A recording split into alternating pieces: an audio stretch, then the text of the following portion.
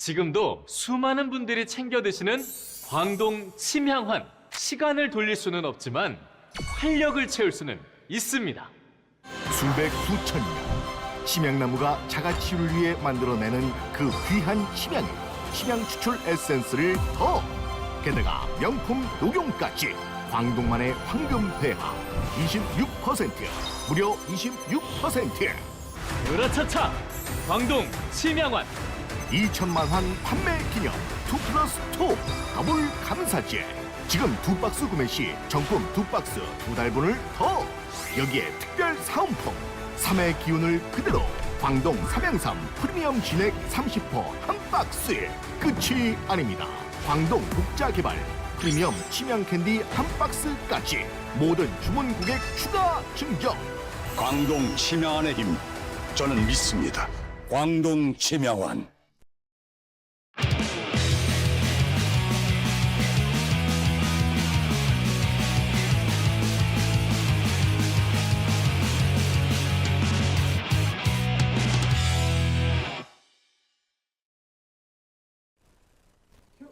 안녕하세요. 아시아투데이 TV 시청자 여러분, 매일 오후 2시, 화수목 오후 2시 여러분을 찾아가는 장예찬의 정치 펀치입니다. 수요일은 여러분이 너무도 기다리시는 뜨거운 남자, 화끈한 전투력의 주인공 국민의힘 박민영 대변인과 함께합니다. 안녕하세요. 안녕하세요.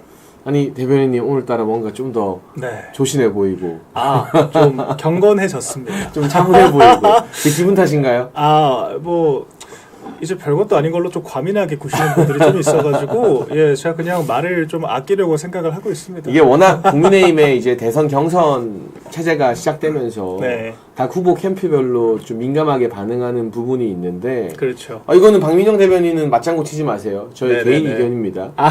유독 밴댕이 소갈딱지처럼 온 여기저기에 시비 걸고 다니는 그 추잡한 캠프가 하나 있어요. 그래서 뭐 박민영 대변인도 지난주 저희 방송에 나와서 제가 하는 발언에 뭐 그냥 옆에서 추임새를 넣거나 뭐 당의 입장을 이 댓글로 여러분이 막 질문해 주신 것에 대해서 이 당의 경선 룰이 특정 후보에게 유리한 것은 아니다라는 설명 정도를 했는데 그걸 가지고 이제 한동훈계 국회의원들이 국민의힘 단체 대화방에서 박민영 쫓아내라, 박민영 대변인에서 잘라라 라고 난리를 쳤습니다. 결과적으로는 공정을 기하기 위해 뭐 경고 조치 정도 받고 끝이 났는데요. 르라보님 댓글 제가 그대로 읽어드릴게요. 가발개는 막말을 해도 다 봐주더니. 그렇죠. 정말 징계가 필요하다면 김상욱과 조경태 같은 해당 행위자들 먼저 징계하고 제명 절차를 거쳐야 되는 게 맞는데 만만한 게 젊은 사람이라고 네.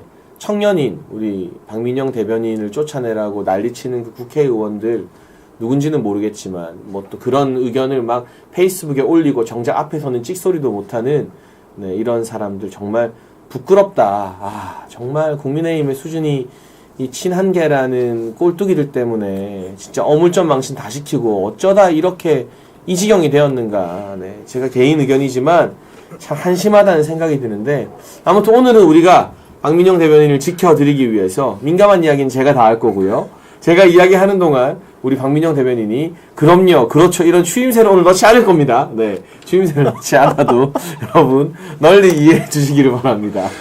어떻습니까? 이렇게 출연자를 보호하는 진행자. 아니, 근데 저는 너무 좀 웃겼던 게 네. 얼마나 하지마. 네, 후보는 얘기 안 할 거고요. 네. 아니, 얼마나 트집 잡을 게 없으면 네. 그럼요, 그렇죠 한 거 가지고 네. 추임새 넣었다라고 그거를 사퇴를 넘어서 징계를 하라고까지 이야기를 하는 게 네. 맞나 싶고요. 짜치는 사실 거죠. 그리고 제가 그 새누리 때 좀 한판 붙었잖아요. 네, 제가 그때 앵커님한테도 전혀 싸운 게 아니다라고 네. 했고, 그리고 그때 영상을 보시면 아시겠지만 시작부터 일방적으로 공격적으로 시작을 했어요. 상대방이 당을 쪼개려고 네. 한다는 식으로. 그래서 네. 아니 아무리 비판 의견을 내도 어떻게 당을 지도부가 쪼개려고 하고 선거를 지려고 한다는 식의 얘기를 할 수가 있느냐. 제가 그 얘기를 한 거였는데 그리고 그 자리에서 얘기를 하시면 되지. 예, 저는 방송 끝나면 전혀 그 사람에 대해서 언급 따로 하지 않거든요. 끝난 일이니까요. 그리고 토론을 한 거니까. 그런데 굉장히 감정적으로 오늘 저녁에 또 얼굴을 봐야 되는데 민망하지 않을까요? 저는 상관이 없지만. 저는 우리 박민영 대변인 케이스를 떠나서요. 제가 지금 시사평론으로 밥 먹고 산 지가 10년이 됐거든요. 데뷔한 지가 라디오로. TV 출연한 거는 30살 때부터니까 벌써 8년이 됐어요.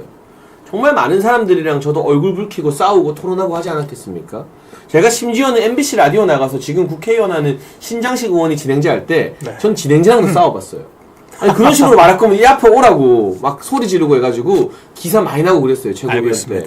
예. 그치만 단 한 번도 그 방송에서 싸우고 토론한 걸 가지고 뒤에서 내가 분을 못 이겨서 막 뒷담화하듯이 페북에 2차, 3차 하고 막 이런 추잡스러운 짓은 안 했거든요. 그거는 이제 뭐 개파의 문제나 어떤 정치 성향 차이의 문제가 아니라 네. 그냥 인간성의 문제다. 저는 뭐 그렇게 안타깝더라고요. 생각을 합니다. 그래서 네. 제가 그냥 객관적으로 드라이하게만 말씀드리면 제가 한덕수 권한대행 추대론에 대해서도 비판적인 목소리를 냈었고요. 처음에 그랬죠. 네, 또한 저희 당원 71조가 있잖아요. 대권과 당권을 분리해야 된다. 근데 이 취지를 보시면은 물론 조기 대선이란 특수한 상황이 있지만 그 전임 당대표가 경선의 규칙을 비롯해서 당내 스피커들과 이런 당내 인선들을 모두 다 주도를 할 수 있기 때문에 공천권까지 가지고 있었죠. 심지어 전직 당대표는 이것이 심판이 선수 역할을 겸하면서 좀 불리한 경선이 될 수 있다라 그래서 우리가 당권 대권을 분리한 게 아니겠습니까? 근데 이 취지에 대해서 저희가 특정 후보에게 유리하게 한편 해석을 해준 거예요. 그러니까 유리하게 해석해준 것은 당연하다라고 받아들이고 뭔가 불리한 식으로 이야기를 한 것은 우리를 폄훼하고 낙선운동을 한 것이다라고 이야기를 하면서 이렇게 집단적으로 시대교체를 한다는 분들이 젊은 당직자 하나 사퇴시키겠다라 그렇게까지 하는 게 아니 뭐 옛날에 저는 좀, 용산에도 젊은 네. 힘없는 행정관들 타겟팅해가지고 공격했던 예. 게 그 한동훈의 특성이었고 YJP님 댓글 읽어드릴게요. 그 사람 박민영 대변인 사랑하는 듯 스토커 같아요. 민영 대변인 방송 다 보면서 껄떡대는 건 너무나 극혐이다. 네, 이게 정확한 네, 심리를 짚어주신 것 같습니다. 아무튼 제가 이런 저의 견해가 듬뿍 들어간 논평을 할 때 특히 국민의힘에 이제 1차 경선 8명이 정해졌잖아요. 이 8명의 후보에 대해서 이야기할 때 제가 누구를 비판하든 누구를 칭찬하든 다른 때는 좋아요 뭐 그럼요 해도 돼요. 근데 이제 한동훈 후보 이야기할 때는 박민영 대변인이 추임새를 넣지 않겠다. 왜냐하면 추임새 가지고도 난리치는 유일한 캠프이기 때문에 저희가 그런 양해 말씀드리고요. 제가 지난주 목요일에도 이준우 대변인 이야기할 때 민감한 이야기는 이준우 대변인한테 시키지도 않았어요. 네. 뭐 말하려고 하면 하지 마라. 출연자를 보호하는 아시아투데이 TV 정치펀치입니다. 제가 다시 말씀드리지만 10년째 방송으로 밥 먹고 살고 있지만 살다 이런 경우는 처음 본다. 네. 추임새 가지고 시비 거는 경우는 처음 본다는 말씀을 역시 그 후보의 그 캠프다운 밴댕이 소갈딱지다라는 말씀을 드리면서 오늘은 먼저 이재명과 관련된 재밌는 소식들 다뤄보겠습니다. 지금 민주당이 드럼통 때문에 난리가 났습니다. 이게 무슨 일이냐? 여러분 사실 이재명 하면 드럼통이라고 부르는 거 어제 오늘 일은 아니거든요. 그렇죠. 왜냐하면 이재명 주변에서 그 측근들이 의문의 어떤 죽음 그리고 실제로는 이재명의 비서실장이었던 전모 씨도 네. 이제 정치 그만해야 되는 거 아니냐 책임지라라는 유서를 남기고 세상을 떠나기도 했고 막 이런 일들이 너무 많으니까 젊은 네티즌들이 이거를 좀 가슴 아픈 일이고 비극적인 일이지만 밈으로 만들어서 영화 신세계에 보면 이 상대편 조직이나 내부의 배신자들을 드럼통에 넣어서 바닷가에 버리는 장면이 나오거든요. 네. 이게 소위 조폭 영화에 많이 나오는 방식이에요. 거기에 빗대서 이재명은 상대방을 드럼통에 넣을 것 같다. 그리고 우리 이제 이재명 욕했던 사람들은 이재명이 대통령 되면 다 드럼통 행위다. 이게 그냥 일상적으로 몇 년째 쓰이던 온라인의 밈이었어요. 그렇죠. 그런데 이걸 국민의힘의 나경원 후보가 드럼통 사진 혹시 PD님 준비되어 있나요? 네. 이 드럼통 패러디를 했습니다. 드럼통에 들어갈지언정 굴복하지 않는다.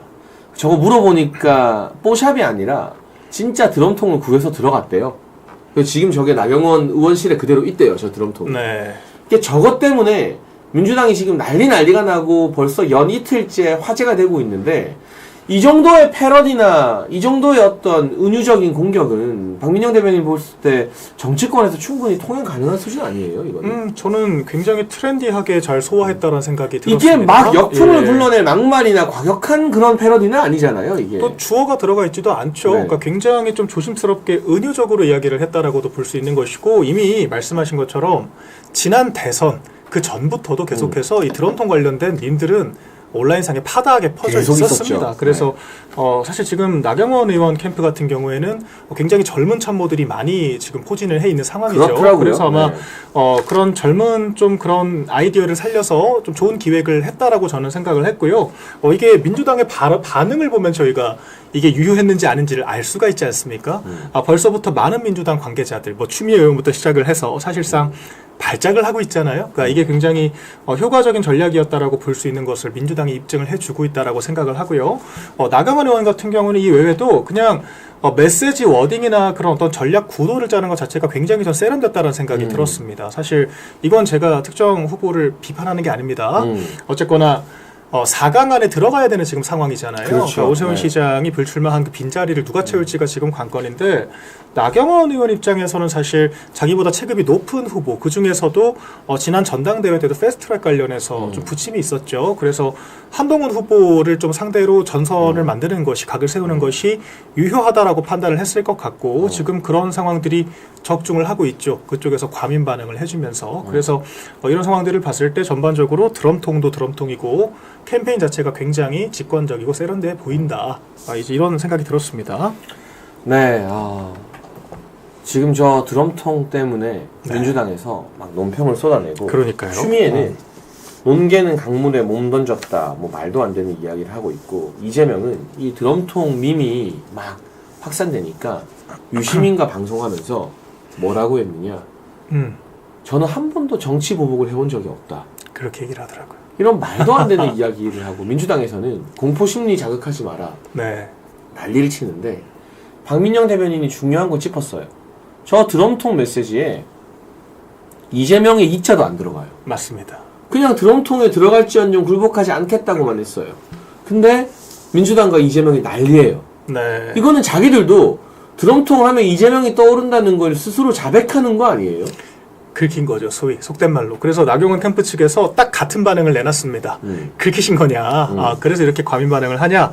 이런 건데, 그러니까 결과적으로 당사자는 다 아는 거죠. 그리고 사실 측근들이 이제 불의의 사고와 사망을 당한 건지 한 건지 이제 7차례까지 되지 않았습니까? 첫 번째 측근이 사망했을 때는 이제 이재명 전 대표가 그 산타 복장을 입고 춤을 추는 그 사망 당일에 이제 그런 광경들이 굉장히 기괴하게 또 보도가 되기도 했었고요.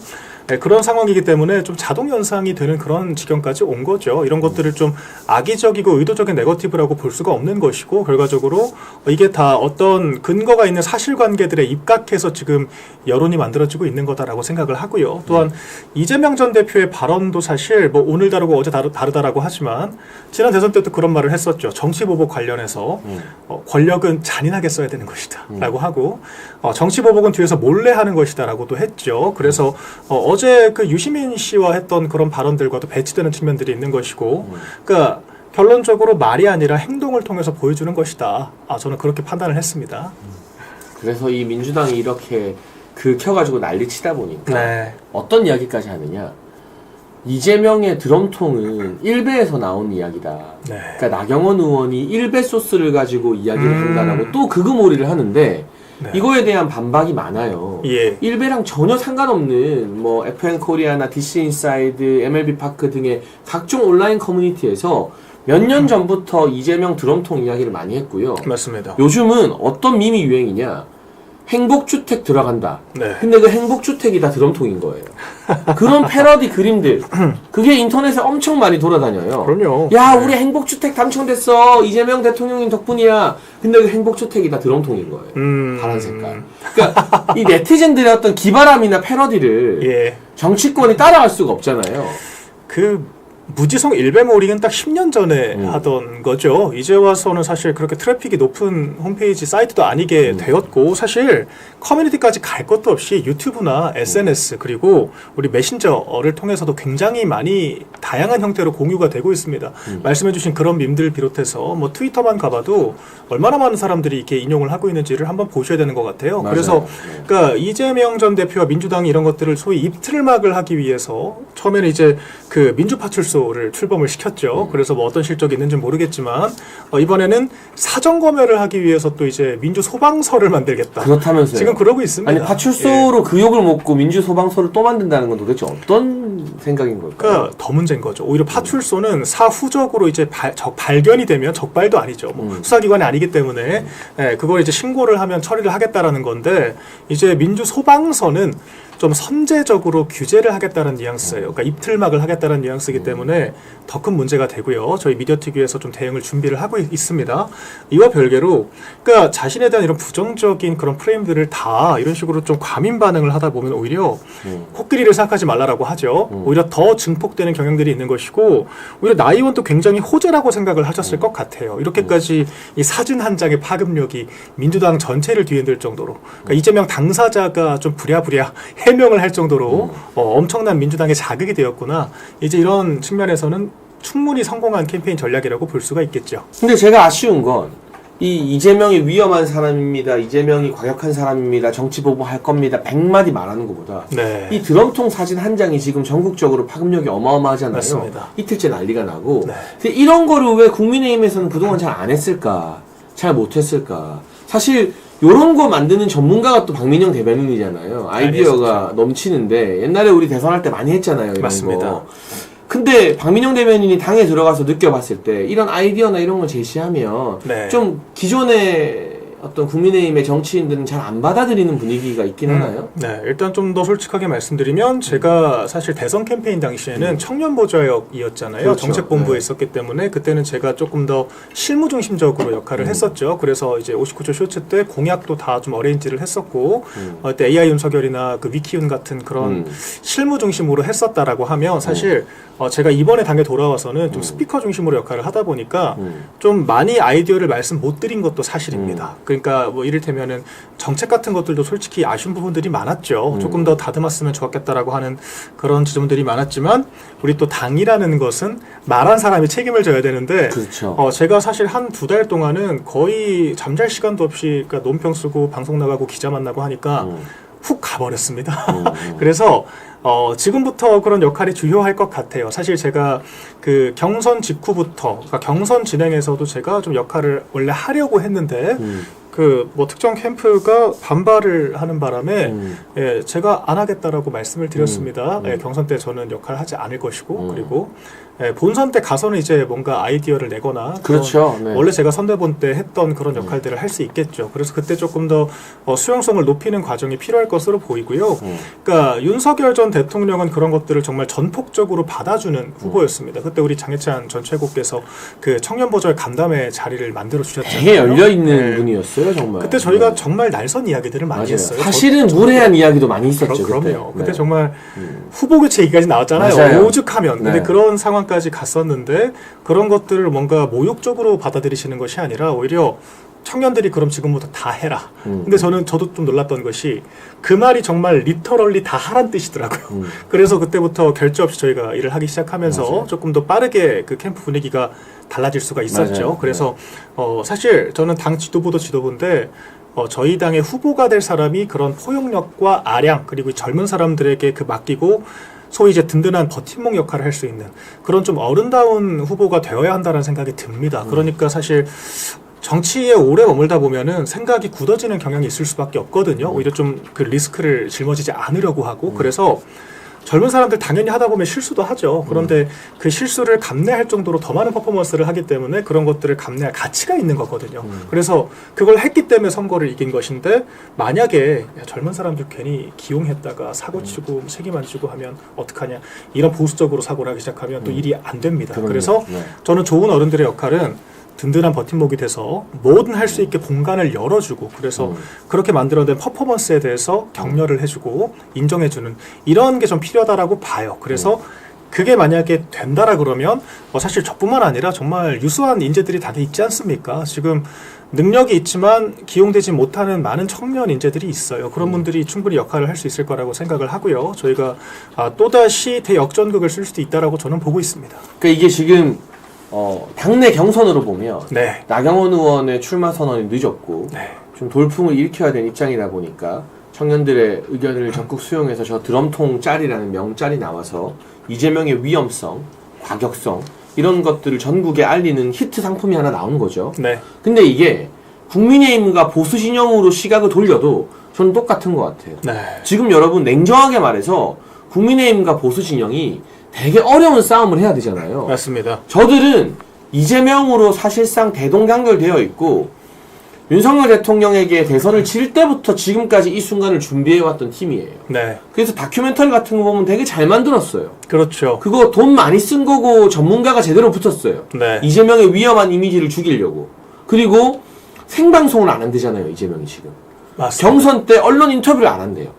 그러니까 자기가 생방송에 노출되면 네. 막 욱하는 거 나올 거 뻔하니까 말실수 하거든요. 노출은 안 하는 거예요. 애들 밀고 네. 막. 그러니까 전략을 잘 잡고 있어요. 맞습니다. 그러면 우리는 탄핵이라는 비극적인 사태까지 맞이한 상황에서 우리가 그냥 평소처럼 가만히 있으면 가만히 지는 거예요. 그럼요. 그냥 무난하게 지는 선거가 되는 거예요. 뭐라도 해서 국민적 관심을 고취시키고 다시 한번 지금 제 주변에 저를 포함한 보수 진영의 선거 많이 뛰어봤던 선수들 또 주변에 뜨거운 열혈 지지자들 흥이 안 난다 그래요. 맞아요. 신이 안 난다. 대선 경선 이거 뭐 한동훈 떨어뜨려야 되니까 제 주변 분들은 참여는 해야 되는데 신이 안 난다. 그러니까 다들 약간 힘이 다 반쯤 빠져 있어요. 맞아요. 이런 상태에서 선거는 해보나만 합니다. 안 해봐도 집니다. 그렇죠. 그런데 뭔가 이슈를 만들고 재기발랄한 뭐 때로는 그게 과한이 많이 욕을 듣더라도 막 드럼통 사진도 찍고 뭐도 하고 해가지고 계속 관심이 떨어져 있는 국민들을 야 그래 이재명은 안 되지. 이재명은 진짜 위험하지. 점점 이 정치 무대로 끌어내야 되는 거예요. 그리고 맞습니다. 대통령 탄핵 이후에 풀 주고 있고 힘이 빠져 있는 우리 지지층들을 그래 우리 한번 해보자. 이재명한테 이 나라 넘길 수는 없지. 으쌰으쌰 해보자라고 신이 나게 만들어야 되는 거거든요. 이게 나경원 한 사람의 문제가 아니라 전반적으로 국민의힘 후보들과 국민의힘 당 차원에서 국민들을 신나서 이 선거에 집중시키게 만드는 그런 캠페인이 저는 필요하다고 봐요. 그러니까 사실 이게 신이 난다라는 게 다른 말로 그게 바로 컨벤션이잖아요. 우리가 이 경선을 일종의 축제로 만들어서 무대로 만들어서 여기서 우리가 선출된 후보를 정말 최고로 만들어 보겠다, 당선시켜 보겠다라고 하는 그런 열기가 있어야 되는 것이고, 그래서 저는 그렇기 때문에 중도에 대한 그런 환상을 버려야 한다라고 보는 것도 있는 거거든요. 결과적으로 이 당을 열렬히 지지하시는 분들, 더 많이 관심을 가지고 지켜보시는 우리 당원분들, 그리고 정치 고관여층들이 신이 나야 그래서 그 사람들이 저관여층들을 리드를 해줘야 저희가 분위기를 만들 수가 있는 거거든요. 그래서 지난 윤석열 전 대통령 캠페인 같은 경우에는 굉장히 당색보다는 젊은 층들 중심으로 주도를 했기 때문에 이제 정말 국민의힘 뭔가 바뀌어보려고 하는구나, 윤석열이 오니까 정말 운동권 청산하고 세대교체 할 수 있겠는데? 라고 하는 대세론이 형성이 된 거거든요. 그래서 많은 사람들이 따라왔죠. 팔로우를 했죠. 저희가 그런 마음으로 가야 됩니다. 우리 장해찬 전 최고 말씀하신 것처럼 저희가 그런 위닝 멘탈리티를 가지고 캠페인을 이끌어야 되고 그러려면 흥이 나야 되는데 아직까지 그런 모습들이 많이 노출되지 못하고 있어서 안타깝다라고 생각을 하고요. 제가 특정 후보를 과도하게 칭찬을 하니까 뭐 지지하는 것이 아니라요. 그래서 저희가 경선을 넘어서 당의 승리를 위해서라도 이런 획기적인 기획과 좀 많은 국민들이 호응할 수 있는, 그러니까 민주당을 발작시킬 수 있는 그런 아이디어들이 필요하다라고 그러니까 생각합니다. 박민영 대변인은 국민의힘의 공당 대변인이고 예. 전 어쨌든 방송 많이 나오는 진행자 겸 방송인으로서 지금 저희가 이 드럼통 사진 설명을 막 하는 게 나경원 의원을 지지하고 힘 실어주겠다는 게 아닙니다. 네네. 그걸 그렇게 받아들이고 또 누가 공정성 논란을 제기한다면 진짜 정치를 하면 안 되는 뭔가 이 사리분별에 문제가 있는 분인 거고요. 누가 됐든 나경원이든 김문수든 홍준표든 드럼통 사진 같은 걸로 네. 민주당을 발작시켜라. 그럼요. 이재명이 난리치게 만들어라. 민주당에서 이것 때문에 열받아서 막 논평 쏟아내고 난리가 났잖아요. 추미애까지 참전하고. 맞습니다. 이렇게 만들면 나경원이 아니라 김문수가 해도 홍준표가 해도 저희 똑같이 소개하고 똑같이 칭찬해 드릴 겁니다. 네. 근데 지금 이 드럼통 캠페인은 나경원 의원 측에서 했고 민주당의 반응이 나오면서 이게 전국적인 이슈로 이틀째 번지고 있기 때문에 저희가 소개하면서 국민의힘 전체 차원에서도 보수 진영의 기운을 불어넣기 위해 이렇게 통통 튀는 캠페인이 필요하다라는 그렇죠. 설명을 드리는 겁니다. 그래서 뭐 사실 제가 굳이 비교를 하기는 뭐하지만 그 민주당을 비롯해서 다른 국민의힘 내 후보들도 뭐 영상 캠페인 같은 것들을 똑같이 하고 있어요. 그러니까 김동연 지사 같은 경우에도 뭐 AI 관련된 그런 좀 게임 캐릭터를 좀 빗대서 영상 캠페인을 하고 있고요. 안철수 의원 같은 경우에도 그 러브라이브 영상 혹시 보셨나요? 그럼 뭐 이제 재밌는 거 막 하더라고요. 예, 네. 그 만화 그 배경을 이제 일본 아이돌 그룹이 부르는 그런 영상에 이제 안철수 싱크를 더 씌워서 이렇게 만든 그런 캠페인들 하고 있습니다. 뭐 제가 뭐 이제 굳이 이렇게 막 비평을 하진 않겠습니다만 다 시도를 하고 있는데 거기에 대해서 우리 국민들께서 먼저 어떤 반응을 보이시고 이제 그런 것들을 저희가 어떤 방식으로 살려나갈 수 있을지를 고민하게 만드는 과정인 거거든요. 그래서 누구라도 시도를 하는 것이고 좋은 캠페인이 있다라고 하면 저희가 당연히 붐업을 시켜드리는 것이 맞다. 그렇게 저도 생각을 합니다. 네, 그래서 지금 진짜 힘 빠져 있고 기운 빠져 있는 보수 진영을 으쌰으쌰하게 만들 수 있는 참신한 아이디어가 필요하다. 네. 정말로 이대로 가면 무난하게 진다. 예. 뭐라도 해야 된다. 그냥 늘 하던 대로 하면 안 된다. 그런 절박함을 저는 국민의힘의 여러 후보들과 당 지도부가 좀 가졌으면 좋겠어요. 그런 의미에서 경선할 때 뭐 미디어데이 한다 하잖아요. 네. 8명으로 오는 후보가 압축이 되었는데 그 미디어데이 때 뭐 의자 뺏기도 한다. 예. 뭐 1대1 지목도 한다. 뭐 재밌는 아이템들 많이 넣었는데 뭔가 2% 부족하다는 생각이 좀 들거든요. 네. 나중에 1대1로 지명해서 토론하는 것도 저희가 지난 전당대회 때 다 해봤던 거예요. 그렇죠. 뭔가 좀 우리 박민영 대변인 같은 젊은 아이디어 뱅커들이 국민의 관심을 집중시킬 수 있는 네. 그런 캠페인이나 그런 경선 과정에서의 이벤트들을 당에 좀 적극적으로 제안했으면 좋겠다라는 생각이 드네요. 예. 네. 일단은 혹시 또 오해를 하실까봐 제가 말씀을 드리면 제가 이번 경선의 선거 사무는 전혀 일체 관여한 바가 근데 아이디어는 낼 수 있는 거잖아요. 그렇죠. 네. 그리고 이제 그 아이디어 같은 경우에도 사실 저는 조금은 우려 제기도 했었어요. 제가 나중에 완성된 다음에 한번 회의에 참여를 했었는데 이게 사실 우리 후보들이 잘 소화를 해줘야 되는데 너무 이 젊은 사람들의 그런 인식과 이제 후보들의 소화 능력에 괴리가 있을 수도 있지 않을까. 괜히 어색해 보이고 막 그러니까요. 그럴까봐. 그래서 맞아요. 좀 오히려 좀 가벼워 보일 수도 있겠다라는 생각이 저는 개인적으로 들었거든요. 그래서 일단 바로 내일부터 시작을 하니까 우리 후보들이 어떻게 좀 소화를 하는지를 지켜보는 것도 관건일 것 같습니다. 그런데 이 결론적으로 캠페인이라는 게 저희가 이 4050 세대 부모님 세대를 건너뛰고 우리 산업화 세대 그리고 젊은 2030 세대가 지금 결착하려고 하는 게 지금 저희 당의 상황이잖아요. 그래서 이런 좀 세대 인식의 격차를 잘 극복해 나가는 게 중요한 과제라고 생각을 하고 지난 대선은 그런 시대 인식 격차를 극복을 했기 때문에 저희가 승리를 한 것이었습니다. 그래서 이번에도 너무 가볍지도 너무 무겁지도 않은 그 중간 어딘가를 잘 찾는 게 중요할 것 같습니다. 네, 맞아요. 국민의힘 경선 더 박진감 넘쳐야 된다. 네. 그리고 뭔가 더 국민의 관심을 끌기 위해서 보수 지지자들을 신나게 만들기 위해서 더 노력해야 된다라는 말씀 드리고 싶은데 그렇죠.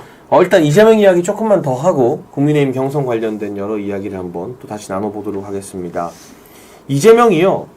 후원금을 하루 만에 한도를 채웠대요. 네. 이게 거의 한 30억 되는 거잖아요. 한도가. 일단 29억 얼마인 것 같던데. 경선은 9억이고 본선 가야 아마 21억일 거예요. 기사 한번 내려주시겠어요? 네네네. 피디님? 얼마 한도죠? 아마 기사에 나와 있을 텐데. 네. 아. 29억 4천만 원. 맞아요. 아하. 법정 한도. 네.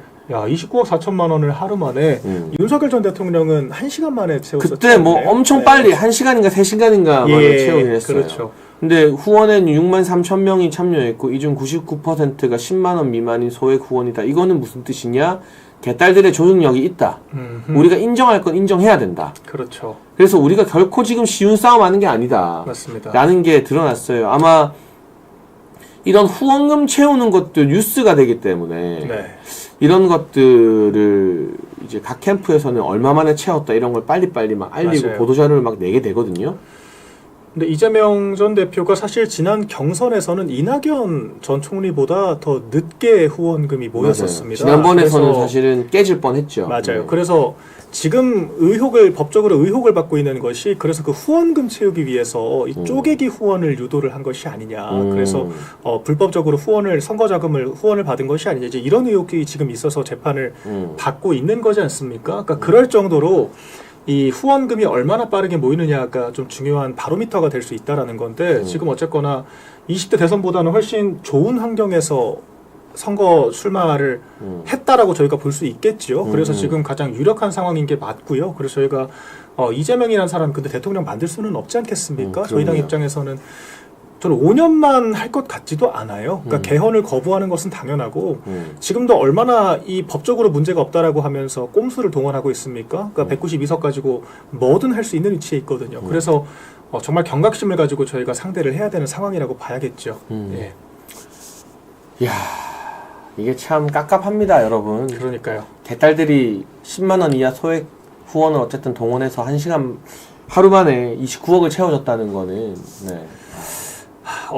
어마어마한 속도죠. 사실 지금. 그러니까 더군다나 뭔가 이제 지난 대선처럼 정말 이게 쌍끌이로 맞붙기 하는 그런 구도도 아니지 않습니까? 지금 국민의힘의 유력 주자가 지금 현재로서는 안 보이죠. 모호한 상황이기 때문에 사실 단독 독주를 하고 있는 상황인데도 불구하고 이 정도의 결집력이라는 것은 저희가 분명 경계를 해야 되는 부분이고요. 그래서 저희가 사실 빅텐트 얘기하기 전에 먼저 한 명의 구심점을 먼저 찾아야 돼요. 어쨌거나 대통령제라는 것은 우리가 정한 우리 진영의 후보 한 사람에게 또 힘을 보태주는 형태로 확장이 되는 것이기 때문에 일단 이제 길어야 2주 정도면 끝날 겁니다. 국민의힘 경선을 빨리 마무리를 하는 것이 선행 과제일 것 같습니다. 그 과정에서 국민들의 관심과 당원들의 지지가 좀 집중될 필요가 있다라는 네. 말씀을 드리고요.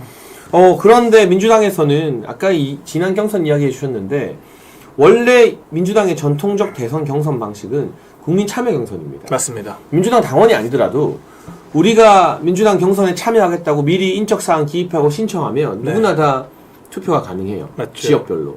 그게 사실은 2002년 경선에서 노무현 바람을 일으켰던 원동력이거든요. 네. 근데 지난번에 1차, 2차는 이재명이 완전히 이겼는데 3차에서 이낙연이 이재명을 완전히 역전해버렸어요. 그렇죠. 거의 그래서 3배 차이가 났죠. 예, 뭐 4,4,5입으로 네. 0점 몇 프로 차이로 이재명이 과반이 됐느냐 마느냐 결선을 가느냐 마느냐 하다가 그냥 이재명의 결선을 보내줘 버렸어요. 맞습니다. 왜냐? 그때 송영길 지도부는 철저하게 친명 체제였었기 때문에 그때의 악몽이 떠올라서인지 이재명 눈치만 보는 지도부와 선관위가 이번에 민주당 경선 룰을 바꿨습니다. 당원 투표 50과 국민 여론조사 50, 국민의힘의 기존 방식 그대로 한다는 건데 네. 이게 결국에는 지금의 룰대로라면 이재명을 추대해주기 위한 일종의 밑그림을 까는 거잖아요. 예. 근데 김경수와 김도겸은 국민 경선을 해도 될까 말까인데 그렇죠. 룰까지 불리하게 바뀌었고 그래서 김부겸이나 김두관 이런 사람들은 안 하겠다고 손 털었잖아요. 맞아요. 그런데 이 김동연과 김경수가 오늘 이재명과 함께 공명선거 서약을 했다는데 민주당 경선은 좀 어떻게 보세요, 이거?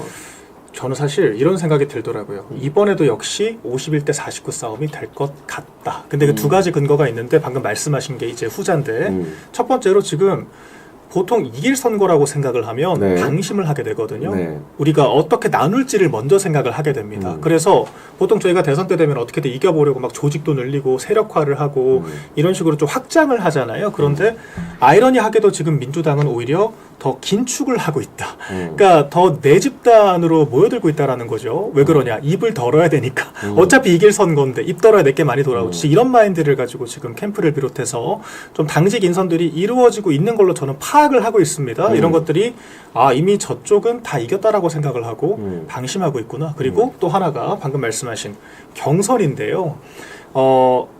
어떤 룰을 적용해도 이재명이 될 거라는데 아무도 이견이 없을 거예요. 그렇기 때문에 뭐가 됐건 본인이 주인공인 선거입니다. 그러니까 최대한 토론도 많이 하고 많은 사람들이 참석을 해서 들러리를 서주는 것이 자기한테 불리하지가 않거든요. 근데 다 싫다 하잖아요. 그러니까요. 근데 그럼에도 불구하고 이렇게 폐쇄적으로 한다라는 거, 역설적으로.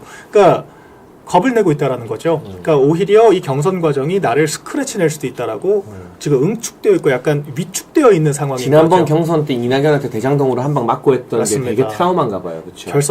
결선을 가면 졌을 수도 있겠다. 그래서 경선을 한 차례만 더 했어도 졌을 수도 있다. 이 트라우마 때문에 아예 그냥 답을 정해놓고 가고 싶어 하는 것 같아요. 그래서 민주당 경선은 사실상 지금 4강도 못 갔죠. 3강 체제로 시작을 했고요.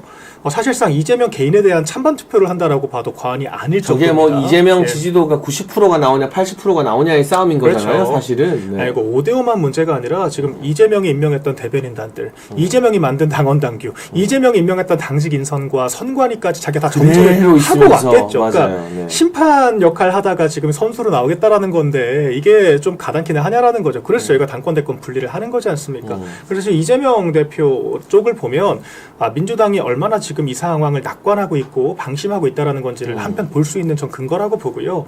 전 이런 것들을 비집고 들어가는 게 저희가 그 가능성을 만드는 과정이라고 생각을 해요. 그래서 저희가 민주당의 이런 약점들에 대해서 집중적으로 부각을 시키면서 민주당 내 자중질환을 유도를 해야겠고요. 아니 이번에 문재인 전 대통령 그 자기 책 내면서 다른 박정희 전 대통령까지 언급을 다 했는데 문재인 그렇더라고요. 이름만 네. 안 넣었다라고 하더라고요. 그러니까 상당히 유감이 많다라는 거죠. 그러니까 이렇게 하는 걸 저희가 오히려 격려를 해줘야 돼요. 싸움 붙여야 되고 이조 심판론 같은 거 하면 안 됩니다. 그러니까, 이제 네. 그러면 우리가 적대적인 그 야권을 묶어주는 우리가 역효과가 날 수가 있기 때문에 철저히 분리를 시켜서 우리가 이 친문계 지금 뭐 전병현 의원을 비롯해서 소위 이낙연계 사람들은 이미 반 이재명으로 뭉칠 준비를 하고 있잖아요. 거기는 약간 예. 유승민과의 개헌연대 이야기도 나오고 있죠. 네. 그러니까 저희가 그거를 뭐 저희 선거연대로 직접적으로 편입을 시키진 않더라도 이제 포괄적인 반명 목소리를 낼 수 있는 세력들이기 때문에 저희 입장에서는 호재라고도 할 수 있겠죠. 아니 뭐 저는 그 워딩이 마음에 들더라고요. 내란 유발 세력이다. 내란 민주당이. 유발 세력이다. 그러니까 정확한 네. 적확한 이야기를 한 것이고 저희가 그런 구도로 해서 지금 민주당 경선을 지켜보는 거 좋을 것 같고요.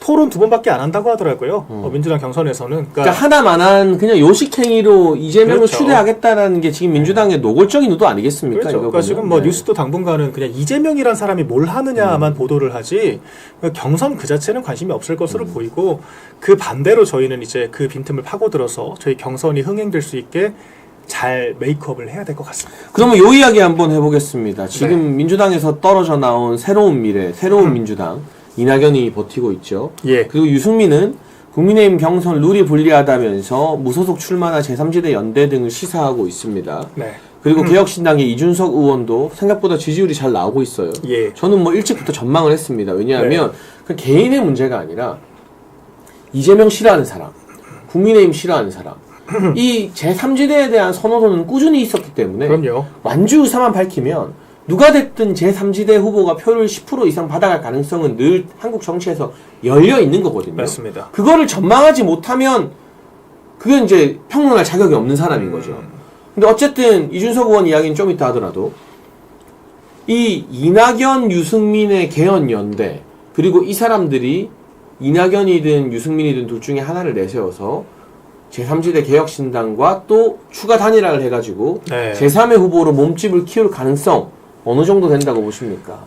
그게 바로 사실 지난 대선에서 안철수 의원이 했던 전략이죠. 소위 이제 양비론자들의 그런 네. 표심을 자극해서 제3지대 파이를 키우고 그걸 기반으로 단일화를 하는 전략을 계속 구사를 해왔던 겁니다. 근데 이게 한편으로 근데 안철수 의원도 그 잠깐 그 윤석열 전 대통령이 흔들릴 때 그때 이제 20%까지 반짝 오르기는 했었어요. 네. 그런데 막상 저희가 대열을 다시 갖추고 캠페인을 각 잡고 펼치니까 5% 미만까지 쪼그라들었거든요. 결론적으로 선거비도 보전받지 못하는 상황이 돼버리니까 단일화를 안 할 수가 없는 상황이 된 거죠. 그래서 사실 지금은 저희가 아직 후보도 정해지지가 않았고 지금 보수 진영이 결집을 못한 상황이거든요. 그래서 제3지대 후보들이 좀 파고들 만한 구멍이 있다라고 봅니다. 그런데 저희가 마찬가지로 대열을 갖추고 이재명에 대항해서 좀 강력한 보수 지지세를 가지고 다시 캠페인을 펼친다라 그러면 사실 제3지대는 마찬가지로 5% 미만으로 좁혀질 거라고 생각합니다. 그러니까 제3지대 후보로서 안철수만큼 이 중도 저간여층에게 이미지가 좋은 후보도 사실 드물었거든요. 그러니까 지금은 조금 희석이 되긴 했지만 그러니까 그런 측면으로 봤을 때 저는 제3지대가 종국에는 3% 이상 받기가 어렵다라고 보고 있어요. 그래서 이런 상황에서 저희가 그 단일화가 됐건 뭐가 됐건 어떤 식으로 이 구도를 이끌어 갈 건지를 또 전략을 잘 구축을 해야 될 것 같고요. 저는 한덕수 권한대행 출마 가능성 굉장히 높게 보고 있습니다. 90% 이상이라고 보고 있고요. 그래서 사실 5월 중순까지는 저희 국민의힘 후보와 한덕수 무소속 후보가 어떤 식으로 좀 단일화를 할지를 고민하는 과정이 될 것 같아요. 그 과정에서 어찌 보면은 그 제3지대의 파일을 한덕수 권한대행이 가져올 수가 있는 거죠. 이렇게 되면 이제 말씀하신 그런 구도도 좀 흐려질 수가 있다. 그래서 최대한 저희 측의 우호적인 그런 제3지대 후보들이 득세를 하는 것이 저희 입장에서는 바람직한 상황이라고 볼 수 있을 것 같습니다. 그런데 만에 하나 이 개헌 연대라고 하는 이낙연, 유승민의 예. 저는 김부겸 전 총리가 합사할 걸로 보이진 않는데 네. 뭐 그런 일들도 있을 수 있고 이준석 의원의 완주사가 계속 강한 상태에서 여기가 또 화학적 결합을 통해서 네. 빵 뜬다. 그리고 한덕수 총리도 있지만 네. 한덕수 총리가 만약에 나온다 한들 국민의힘 후보와 경선할 거라는 건 예상되는 수순이잖아요. 그렇죠. 근데 여기에 이제 이 개혁신당이나 뭐 이낙연, 유승민 측이 끼지 않고 네. 독자 행보를 계속한다면 네. 이게 결국에는 일종의 보수 분열로 해석될 여지가 더 있다고 보는 거예요. 아니면은 여기에 그러면 단일화에 약간 적극적으로 구애를 해야 된다고 보는 입장이세요? 아니면 정치적인 구도를 통해서 그냥 계속해서 여기에 굳이 단일화 손짓을 안 해도 된다고 보는 쪽이세요? 박민영 대변인의 분석은. 저는 그걸 가지고 네. 사실은 보수 네. 진영과 대선 후보들 사이에서도 설왕설래나 여러 전략적인 견해 차이가 굉장히 많거든요. 네. 저는 개인적으로 안철수 의원 때도 단일화 반대하는 입장이었습니다. 저는 지금도 마찬가지입니다. 그러니까 애초에 전 두 가지 측면을 짚어볼 수 있을 것 같은데 아젠다를 취해야 된다라고 하면 저희가 아까 개헌을 말씀하셨잖아요. 그거 저희가 선점을 하면 되는 겁니다. 그러니까 오히려 저희가 100석 이상을 가지고 있기 때문에 훨씬 더 교섭력이 있다라고 봐야겠죠. 결과적으로 민주당도 단독으로는 개헌 못 하거든요. 그러니까 국민의힘이 주도적으로 가져갈 수 있는 아젠다를 굳이 뺏길 이유가 없다라고 보기 때문에 아젠다 때문에 단일화하는 것은 무가치하다라고 보고요. 이제 두 번째가 사람에 대한 건데 저는 사람에게 그렇게 기대를 하고 단일화를 했을 때 그게 단순 합으로 이를테면은 40과 5가 합쳐지면 45가 된다라는 식의 그런 단순 계산은 맞지 않다라고 보고 있습니다. 심지어 지금 개혁신당 지지자들의 인적 구성들을 보면은 좀 호남의 젊은 세대들이 많아요. 그러니까 이제 기본적으로 야당 지지 성향인데 이제 어떤 반페미니즘 이슈를 비롯해서 좀 그런 이준석 전 대표가 의원이 과거 선점했던 이슈들에 조금 더 감화가 됐던 그런 지지층들이 섞여 있는 거거든요. 근데 이 사람들이 단일화를 했다라고 해서 단순히 무지성으로 국민의힘을 지지할 것이라고 저는 보지를 않습니다. 그렇기 때문에 괜히 단일화라는 화두로 진통을 겪으면서 시간을 낭비할 바에 차라리 사람에게 매몰되지 말고 우리가 우리 진영과 우리 후보의 확실한 경쟁력을 보여주는 게 저는 낫다라고 봐요. 근데 물론 그런 결정을 하는 것도 이제 후보의 결단이겠죠. 당무 우선권이 후보에게 넘어가기 때문에 그런 구도에서 저희가 이 단일화라는 이벤트의 득실에 대해서 정밀하게 검토를 해봐야 될 것 같습니다. 저는 그 이준석 의원을 개인적으로 잘 알잖아요. 네. 이준석 의원은 자기가 주인공이 되는 단일화가 아니면 단일화 안 할 거예요.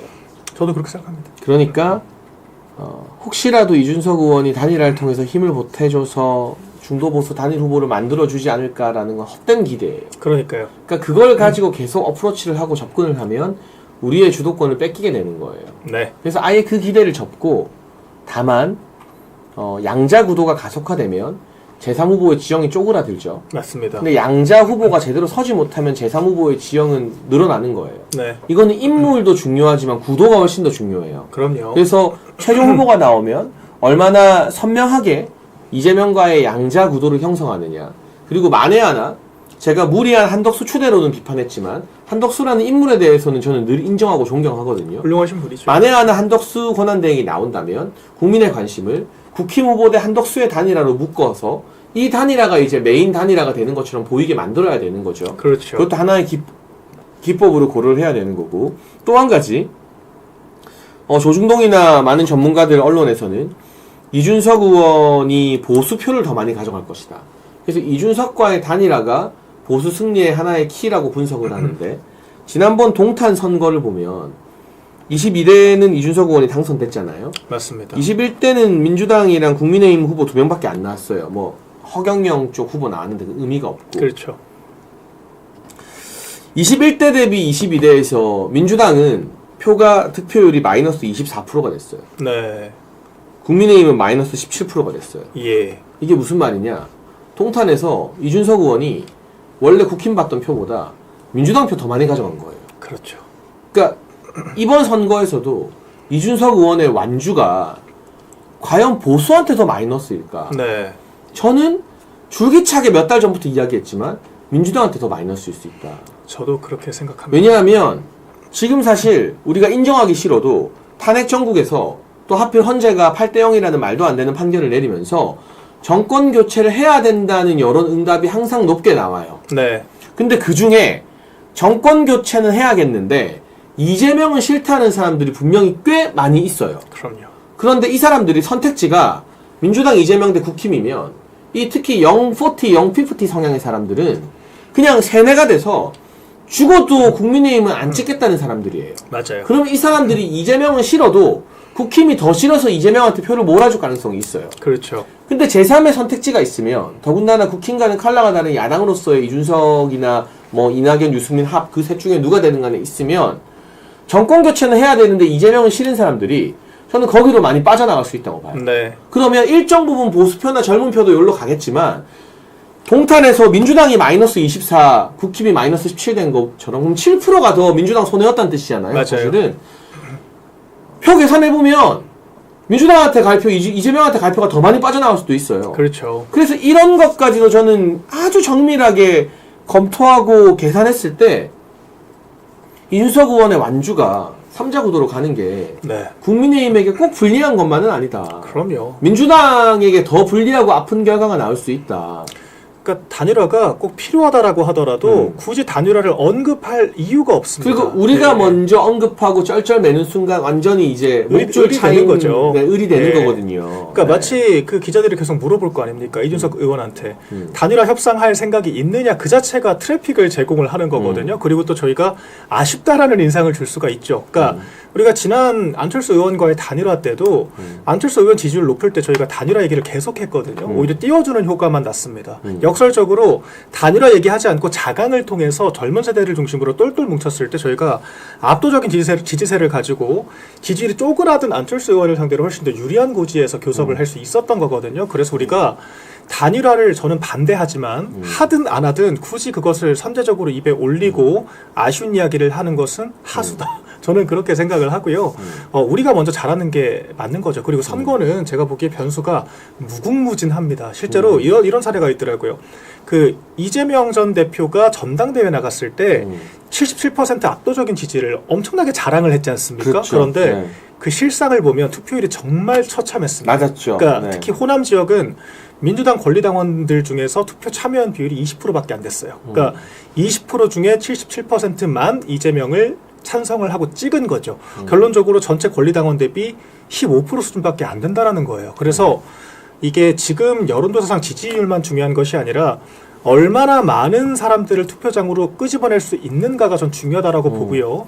지난 대선도 저희가 10% 이상 리드한다라고 다들 생각을 했어요. 여조상으로도 그랬고. 그런데 거의 마지막 깜깜이 기간 일주일 사이에 정말 1%대까지 좁혀졌거든요. 저는 그게 단일화의 역효과도 있었다라고 보고 민주당이 정말 절박하게 원래 투표장 나올 생각이 없는 사람들에게 전화하고 문자하고 그 김만배 그 조작된 녹취록 막 문자 돌리고 총공세를 펼치면서 막판에 그 오프라인 결집이 엄청났습니다. 그리고 그런 것들 때문에 여론조사에 잡히지 않는 새로운 표가 나와서 이재명을 찍어줬기 때문에 0.7%까지 좁혀졌다라고 저는 보거든요. 그래서 지금도 저는 이재명은 안 된다라고 보는 그 비호감도가 높기 때문에 굳이 이재명을 당선시키기 위해서 투표장에 나올 사람들 과거 다른 후보보다 상대적으로 적을 거라고 생각을 합니다. 반대로 우리 후보는 그런 이재명을 막기 위한 그런 힘을 나를 찍어달라고 하면서 잘 설득을 해야 될 그런 과제가 있는 거고요. 그래서 결과적으로 이 단일화를 비롯한 선거라는 것은 뭐 투표율과 전략과 여러 정치 공학과 역학들이 작용을 하기 때문에 저희가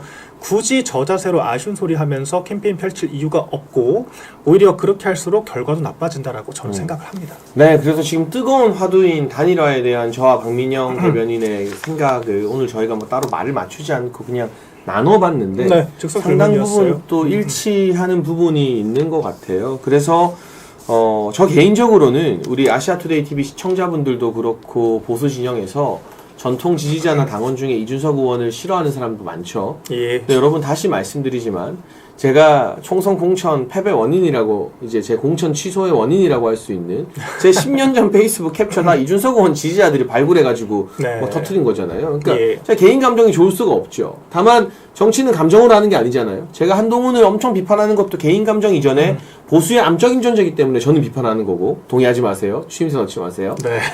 이준석 의원 같은 경우는 그런 걸 떠나서 지금 보수 진영에서 먼저 공격할 필요도 없고 네. 사실은 먼저 러브콜을 할 필요도 없고 그냥 놔두는 게 최선의 전략이에요. 그럼요. 그러면 오히려 이재명 측이 먼저 공격하면 이준석 의원의 성정상 정치 스타일상 이재명이랑 더 세게 막 붙을 거예요. 그렇죠. 그래서 어차피 단일화는 불가능하다. 이거는 안 되는 거다라는 전제를 딱 깔고 가면 그럼요. 그래 우리 표보다 이재명 싫어하는 민주당 표 많이 가져가라. 네. 근데 이게 데이터가 증명하잖아요. 동탄의 데이터가. 그러게요. 제가 저도 찾아봤다니까요. 그건 처음 듣는데 매우 적확한 데이터인 것 같습니다. 예. 21대 총선에서 화성을에서 당선된 민주당 후보가 그쵸. 64% 얻었어요. 진짜 압도적이었네요. 22대에서는 공영이 예. 39% 얻었어요. 그러니까 마이너스 24, 25. 그러네요. 미래통합당 후보는 34 얻었다가 22대에서 17이 됐어요. 예. 그러니까 7%나 더 민주당 표가 빠진 게 데이터로 나오잖아요. 그러네요. 네. 그러니까 이거 또 써먹을 때 장혜찬의 분석이라는 예, 거 먼저 예, 저작권을 예. 표기해줘야 됩니다. 알겠습니다. 인용을 하겠습니다. 더 빠져요. 민주당 표가 더 빠져요. 그러니까 이게 어떻게 보면 보수 분열이 아니라 정권 교체 분열, 야당 분열이 될 그럼요. 수도 있는 거예요. 그러니까 우리는 그냥 가만히 있으면서 약간 어부지리를 노려도 된다고요. 그리고 실제 아젠다가 우리랑 접목될 수 있는가를 봐야겠죠. 지금 그 이준석 의원의 지지 세력들의 그런 논조들을 보면 내란을 민주당과 마찬가지로 단정하고, 그러니까 사실 계엄 사태에 대한 책임의 속성으로 이번 대선을 규정을 하고 있기 때문에 맞아요. 저희와 그렇게 좀, 그러니까 그 총선 당시에는 심지어 이런 계엄 사태가 없었던 때지 않습니까? 맞아요. 네. 그럼에도 불구하고 민주당 지지세가 더 컸다라 그러면 지금은 더 커졌을 거라고 봐야겠죠. 근데 그런 상황에서 저희가 이 화학적 결합에 대한 가능성을 염두하지 않고 무조건 단순 합으로 지지율을 생각을 한다. 이건 정말 아마추어적인 저는 전략고사라고 보고요. 그렇게 되지 않도록 저희가 잘 재현을 해야 될 것 같습니다. 네, 그래서 그런 부분까지도 저희가 한번 냉정하게 짚어보는 시간을 가졌고요. 마지막으로 이재명 소식 하나 더 다뤄보겠습니다. 네. 대선 기간 중에는 추가 재판 기일 지정이 어렵다라고 이재명 측이 주장을 했다고 합니다. 예. 결국 대선을 핑계로 재판을 못 받겠다는 나가겠다. 건데 이 사람이 예. 만약 대통령이 되면 이제까지의 모든 재판이고 법적인 절차고 뭐고 다 되겠습니까 이게? 공소시효가 만료될 때까지 집권하려고 시도를 하지 않을까요? 그럴 그러니까 수도 왜냐하면 있죠. 임기가 네. 끝나자마자 재판을 다시 재개를 해야 되는 걸 뻔히 알 텐데 그러니까요. 네. 어떤 식으로든 방법을 찾으려고 하겠죠. 사실 의석도 있겠다. 왜 그런 행동을 못 하겠습니까? 그리고 사실 전 이 워딩도 좀 웃기더라고요. 재판기를 본인들이 지정을 하나요? 재판의 지정은 법원에서 하는 것이고 법원에서 이미 그렇게 얘기를 했습니다. 이미 너무 많이 빠졌다. 이미 너무 많이 봐줬기 때문에 선거라는 것이 참작 사유가 되지 않는다라고 이야기를 했습니다. 그런데 지금 이미 자기네들이 사법부 그 당사자가 된 것처럼 이야기를 하고 있어요. 그러니까 전혀 이제 피고인 측근답지 않은 그런 워딩을 구사를 하고 있다라는 거고 이게 지금 이미 대선은 됐다라고 생각한다라고 하는 반증인 거죠. 그러니까 어차피 대선은 되면 그 이재명 전 대표 주장처럼 그 헌법 그 불소추 특권에 따라서 어차피 재판 안 받을 텐데 예, 우리가 굳이 그런 재판 일일이 가서 시간 낭비해야 돼? 이런 굉장히 부적절한 애티튜드를 보여주고 있다라고 생각을 하고요. 근데 이렇게 법 만드는 사람도 법을 안 지키고 그 사람이 법 만드는 걸 떠나서 행정부 수장까지 하겠다라고 하는데 이런 식의 태도를 국민들이 어떻게 판단을 할까? 이걸 저희가 잘 눈여겨봐야 될 것 같고 결과적으로 저희가 헌법재판소 결정문을 보면 이재명과 민주당 그 좌파 세력에 대해서도 꾸짖었다라는 거 아니겠습니까? 결과적으로 그 민주당발 워딩으로는 내란 유발 세력이다라는 건데 과연 그 이재명은 뭘로 책임을 졌을까? 이 울음이 남죠. 그러니까 그렇죠. 윤석열 전 대통령은 파면이 됐지만 이재명은 오히려 그 쌍방과실을 넘어선 더 큰 책임이다라고도 보는데 책임을 지는 것이 아니라 더 큰 권력을 탐하고 있잖아요. 아무도 제동을 걸지 못하고 있습니다. 이런 것들을 정치적으로 단죄해야 된다. 그 말씀 마지막으로 드리겠습니다. 네, 오늘 박민영 대변인과 함께 굉장히 민감한 이야기들, 국민의힘 당내 경선 소식부터 이재명의 드럼통 이야기 또 아마도 대선 날짜가 다가오면 다가올수록 가장 큰 화두가 될 단일화에 대한 전략 이야기까지 예. 나눠봤는데요. 평소보다는 조금 차분하게 이야기를 했습니다만 여러분 저희가 나눈 진지한 이야기와 현실적인 전략들이 많이 알려질 수 있도록 아시아투데이 TV 좋아요와 구독으로 응원해 주시면 진심으로 감사하겠습니다. 김은성 님이 댓글 달아주셨네요. 박민영 대변인 이번에 진짜 진국인 것을 알았다. 변치 말고 큰 힘을 되어주세요 라고 했는데 한번 답변해 주시죠. 몸둘 바를 모르겠습니다. 사실 저는 제가 이제 28살에 정치권에 처음 들어왔잖아요. 사실 그래서 저도 그때 모르는 게 많았어요. 그리고 좀 미숙하기도 했었고 그때 어른들과의 관계도 아직 정립되지 않았었고 그런데 사실 우리 장최고를 비롯해서 이 많은 저희 선배 그리고 형 누님들 저를 잘 이끌어 주셨던 거죠. 그래서 제가 대통령실에서 2년 넘게 사실 저 같은 사람들이 대통령실에 2년 넘게 있을 거라고 아무도 상상도 못 했거든요. 근데 오히려 더 많이 담금질하고 배우는 시간이었고요. 제가 그때 일이 되게 한다라는 거를 제가 많이 배웠어요. 그러니까 이게 비판이라는 거, 맞는 말이라는 게 사실 되게 공허할 때가 많죠. 결과적으로 결과를 만들어내야 되는 것이고 그게 특히 중요하죠. 네. 정치는 선거에서 이기는 것이 곧 진리거든요. 어떻게 그러니까 이기는 게 중요하지 않은 거예요. 쓴소리 했다는 거에 만족해서 자위하면 그럼요. 영원한 그 네. 비주류밖에 못 되는 겁니다. 그럼요. 일을 되게 만들어야죠. 네. 그리고 지금 밖에서 그 논평하는 사람들이 제가 쓴소리 하러 간다더니 안에서 쓴소리 했냐라고 이제 조롱하는 분들이 많은데 제가 대꾸도 안 하거든요. 저 같은 사람들이 쓴소리 안 하고 있는 게 더 이상하죠, 사실. 제가 얼마나 그 안에서도 치열하게 어른들과 다투고 때로는 정말 직언을 하기도 하고. 잘 알죠. 네. 그러니까 밖에서 직언을 하는 것은 오히려 그 안에 내부 의사결정을 왜곡되게 만들 가능성이 큽니다. 근데 안에서 의사결정 과정에서 공식적인 저희가 회의를 또 하기도 하고 의견 수렴을 하지 않습니까? 그 절차를 통해서 제가 더 많은 것들을 바꿀 수가 있다라는 걸 많이 느꼈고 배웠기 때문에 이제 조직 안에서 뭐든지 해결해 나가는 것이 중요하다. 일이 되게 하는 것이 중요하고 그래서 전 지금도 사실 통제 가능한 노력을 전 늘 개인적으로 하는 성향이었는데 이제는 우리 당이라는 큰 조직 역시 우리가 통제 가능한 노력들 그리고 지금 우리가 할 수 있는 것들을 찾아서 일이 되게 하는 것이 중요하다. 제가 그 가치관에 방점을 찍으려고 노력을 하고 있고요. 그래서 전 앞으로도 그렇게 좀 당에 기여하면서 역할을 하고 싶습니다. 그래서 이번 대선 결과가 좋아야겠지만 네. 안 좋다라고 하더라도 모든 역할이 있을 것이라고 보고요. 그래서 좀 좋게 지켜봐 주시고 제가 이런 마음가짐으로 활동하고 있다는 걸 잘 알아주셨으면 좋겠다. 그래서 너무 감사하다라는 말씀 제가 드리겠습니다. 네, 아시아투데이 TV 장혜찬의 정치펀치는 보수 진영의 젊은 스피커들 여러분께 소개해드리는 의의를 가지고 화수목 오후 2시 진행하고 있으니까요. 변함없이 기억해 주시고요. 내일 오후 2시에는 국민대변인 국민의힘의 이준우 대변인과 함께 방송 진행하도록 하겠습니다. 시청해주신 여러분 감사합니다. 감사합니다. 그리고 정말 중요한 걸 제가 빼먹을 뻔했어요. 죄송합니다. 우리 함께 해주시는 광동 침향환. 네, 어제 제가 광고 말씀드렸는데요. 이거 점점 떨어지는 기력, 풀리지 않는 피로, 약해지는 면역, 중장년 건강 고민에 딱 맞는 광동 침향환 소개해드립니다. 광동제약 아시죠?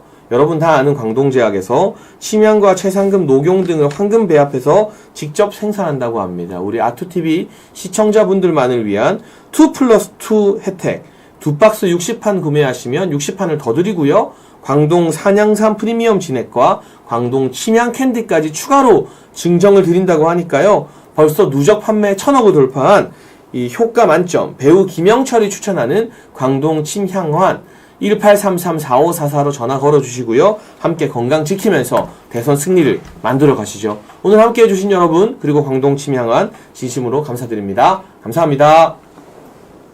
지금도 수많은 분들이 챙겨 드시는 광동 침향환. 시간을 돌릴 수는 없지만 활력을 채울 수는 있습니다. 수백 수천 년 침향나무가 자가치유를 위해 만들어내는 그 귀한 침향 추출 에센스를 더 게다가 명품 녹용까지 광동만의 황금 배합 26% 무려 26% 으라차차 광동 침향환 2천만 환 판매 기념 2+2 더블 감사제 지금 2박스 구매 시 정품 2박스 2달분을 더 여기에 특별 사은품 3의 기운을 그대로 광동 삼양삼 프리미엄 진액 30% 한 박스에 끝이 아닙니다. 광동 국자개발 프리미엄 침향 캔디 한 박스까지 모든 주문 고객 추가 증정. 광동 침향환의 힘 저는 믿습니다. 광동 침향환.